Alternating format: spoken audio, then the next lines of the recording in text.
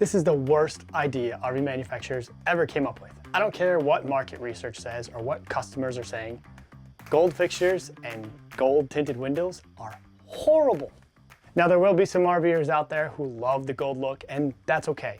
They're allowed to be wrong. They're entitled to that opinion. And while the gold tinted windows may be overly gaudy, Keystone continued to hit it out of the park with their bold colors and exterior designs on many of their rigs.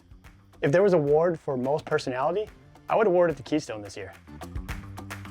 RV show season has officially launched, and I saw a ton of new floor plans that focused on bringing the outside inside, at least visually. There were entire slide outs with skylit roofs, drop frame living rooms with nearly floor to ceiling windows, faux walls with added decoration and depth around large windows, and even a corner of a room being primarily windows in the form of sliding glass doors.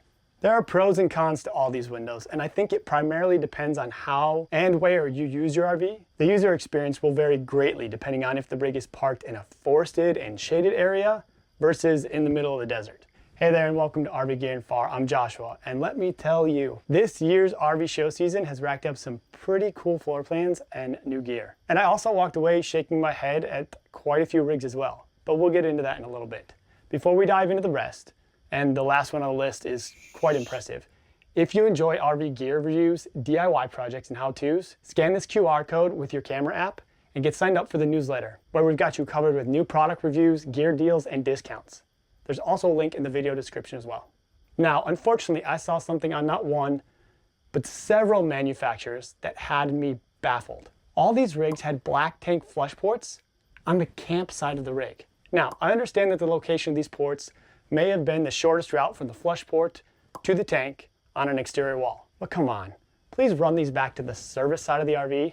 No one wants to be traipsing around their campsite into the camping side of the rig to complete part of their tank maintenance procedure. I'll sacrifice the extra weight and the additional PEX tubing it would take to relocate them to the service side of the rig if I was buying one of these units. Let's get that moved back over. Now, one thing I saw that I absolutely loved was on the Trail Manor folding trailers. These exterior storage boxes mounted at the frame are awesome. I wish every manufacturer included these at several points throughout their rigs. How nice would it be to keep all of your sewer items right where you use them? To keep all of your chalking and leveling gear all in one place that's easily accessible from the outside of the rig without having to disassemble an entire pass-through. So while huge storage spaces can be nice, I think it makes more sense for most RVers to have adequate storage for items in the locations where that gear is typically used. Trail Manor, definitely keep that up. This is unfortunate and sadly not uncommon in the industry. The roof sealant around these solar panel brackets was only applied on the front side, which means it's possible that water can make its way under that foot from the back and down through the screw hole and then under the roof membrane. It's little things like that that can ruin an entire RV. Now, one floor plan that popped up in pretty much every corner of the RV show was a single axle, hybrid, toy hauler travel trailers. Say that 10 times fast.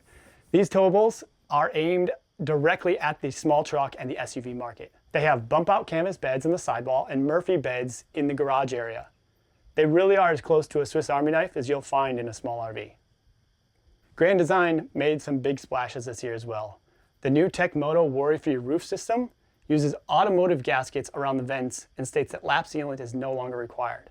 So if you see a newer roof with exposed screws, it's not necessarily wrong according to the manufacturer. Time will tell how this system performs, but we definitely are due for some upgrades in roof technology on RVs. After all their frame issues the past few years, Grand Design is showcasing their newly designed Omega frame that's supposed to address all the issues on those previous units. I also saw some indication that they're sporting wheel balancing beads inside some of their tires, which I think is a great move. The floor plan collaboration with Nathan and Marissa from Less Junk More Journey on the 414 LJMJ was very well executed. And other than being a behemoth of a fifth wheel, it incorporates a ton of little things perfect for families. For example, check out this tub. As my wife would say, that is a knees and boobs deep tub. The Grand Design Foundation Destination trailer had a 2-story deck with a spiral staircase. It's definitely a destination trailer and not meant to be moved much, but if it fits your property and your use design, it had some really cool elements in it. How cool would an evening sunset over the lake be from that upper deck? Now, one thing Grand Design boasted about on all of their stickers and marketing was using brass fittings in their plumbing. But then I went around to the service bay and found some tags on the low point drains that were made of brass that were labeled not for potable water. Now I understand that the low point drains are not a fixture designed for water consumption, but they're still attached to the freshwater system. And then that makes me question, if those brass fittings which are attached to the freshwater system aren't drinking water safe, how can I trust that all the elbows, couplers, and other fittings in the plumbing system are drinking water safe? Leave me a comment down below. What are your thoughts on this seeming contradiction between the two? Now to finish Grand Design off with a positive note, this is something I noticed that I think a lot of people might have seen, but was totally overlooked and unrecognized as to what it really was. Based on every RV I've ever seen before, my first inclination was that this was an underbelly spare tire mount. But if you look closer, a tire won't fit well into that oblong shaped cage. Once I realized that, I started to get a little excited. As someone who has done a DIY modification to the BAL spare tire carrier in order to store my portable waste tank underneath my rig, I've been wanting an off-the-rack solution like this for years. And according to the dealer reps that I spoke to at the show, that's exactly what this is. A rack to store a portable wastewater tank. Now I haven't been able to track down who is the manufacturer of this part. I couldn't find any labels or data tags. But heck yeah, a simple bolt-on product to utilize some of that underframe storage space. And if the end user doesn't need to carry a portable waste tank, it looks like it could fit a number of different storage bin sizes securely as well. Obviously you're going to need a ratchet strap or something to keep it from moving around left and right, but it's definitely not going to come out. I'm really excited about this OEM accessory and excited to see what other rigs it starts coming on. If you want to check out that DIY video of the version I did, I'll put a link in the video description. It's worked well for us, and if you've got the clearance to do so, I'd highly recommend the mod. We've done tens of thousands of miles with it and haven't had a single issue. It's a great way to store that portable wastewater tank out of the sun, out of sight, and I honestly haven't noticed any negative impacts of storing it there. If you want to check out any of these products, services, or gear that I mentioned in this video, there will be links in the video description. Some of the links may be affiliate links, which means if you make a purchase through them, we receive a commission. That's how we fund producing these videos and bringing you this free content. My family and I appreciate you utilizing those links and your continued support. Now the big trend in last year's floor plans was patios, back patios, side patios, folding patios, slide out patios. Patios were everywhere. This season's hot item is folding exterior bar tops, where the bar folds down and the window flips up to allow interaction between the outside and the inside of the rig, basically trying to achieve the ultimate tailgating setup. Now speaking of bars and bar stools, I really like how Keystone integrated the folding stools into the kitchen island on this Raptor toy hauler. It's a unique design that takes the function of an item and its requirement for storage and turns it into a design texture in the living space. I haven't personally used them, but from first impressions, it seems like a super cool and useful idea. Last season, we saw the launch of the collapsing Slinky stove, and this year they're back with an improved design. Not only can the Slinky stove burn wood for a traditional campfire, but it also has a grill grate and can accommodate charcoal or pellets for cooking, and the newest model has an insert for a propane element as well, meaning this stove can literally do it all, wood and gas, ambiance and utility. And when you're all done, the telescoping nature of it makes it much easier and slimmer to pack up. I'm really looking forward to seeing how the community takes to this product and what the real world reviews are of the all-in-one system. Here's a unique design that I still haven't made up my mind on. The Rogue Vengeance toy hauler has a swing-away 4-season wall to close in the garage area. I know many folks don't care for how the 3- and 4-piece patio doors function on their toy hauler garages, and this swing-away wall is aimed at solving those complaints. You do lose a ton of light without those floor-to-ceiling windows, and the juggling around of the ramp, the railings, the patio awning, and then this large wall might prove to be a bit cumbersome at the campground, but I like the ingenuity, and this could be step one into a better garage door living space design.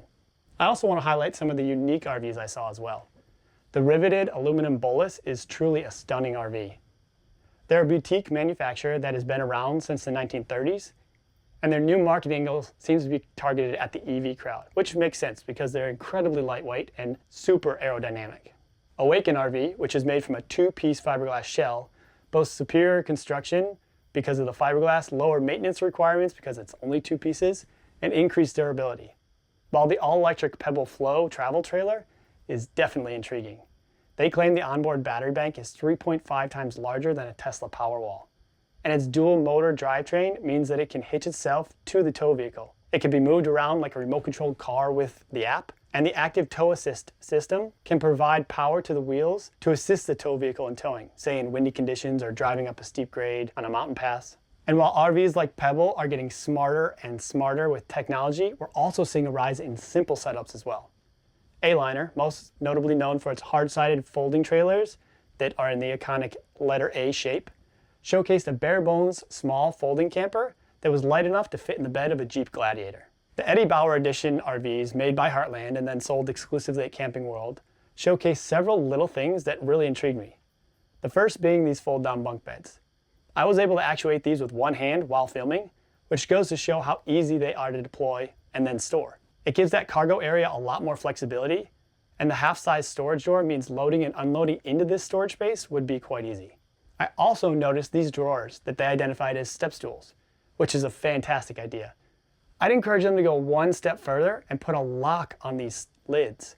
Now you've got a built-in safe in the RV for documents or valuables that also doubles as a step stool. Having items multitask within the rig is definitely appreciated. Dometic is coming on strong with some small yet impactful redesigns of some of their industry standard products. There are toilet redesigns that sit closer to the wall, which will give us a bit more space and legroom in our bathrooms. They've designed their furnace to use a Hall effect sensor, which uses magnetic sensors instead of a sail switch as the safety checkpoint, aiming to reduce the potential for pet hair or debris-related ignition malfunctions on your furnace. This next upgrade from Dometic on their fantastic vent fans is one of those, duh, of course that makes sense, upgrades that I'm surprised hasn't been done sooner. They're calling it the dry dock. Since there's already a hole in your RV roof for the vent, they took that opportunity to run dedicated cable pass-throughs in the vent housing, allowing you to run wires, say for your antenna or solar panels, through the existing hole in the roof in a waterproof and intentionally designed way, allowing for easy upgrades and add-ons in the future without structural changes to your rig. Jumping back over to RV manufacturers, the Cherokee Timberwolf 27 MDK is a destination trailer that has a pretty slick side deck up its sleeve. These powered fold-down terraces come off the main living space and the master bedroom, which has this sweet corner of windows. It uses super reliable rack and pinion through-frame slide mechanisms, and when retracted, the decks fold in half and store up against the sidewall of the rig. You remove the railings beforehand and store them in a dedicated rack on the A-frame of the trailer. Now this is a destination trailer, so it's intended to be set up and left in place for the entire season. I see a huge value for folks looking to put a rig at the lake or on their vacation property and not having to build and maintain a permanent deck. With it attached to the RV, if you decide to cancel your lease or decide to move spots in a seasonal site, it can be super easy to do so because you don't have the burden of dealing with a wooden deck to move. The Timberwolf has the terraces built right in, and by the way it's designed, I'd anticipate positive reviews once we start seeing these out in the wild this year.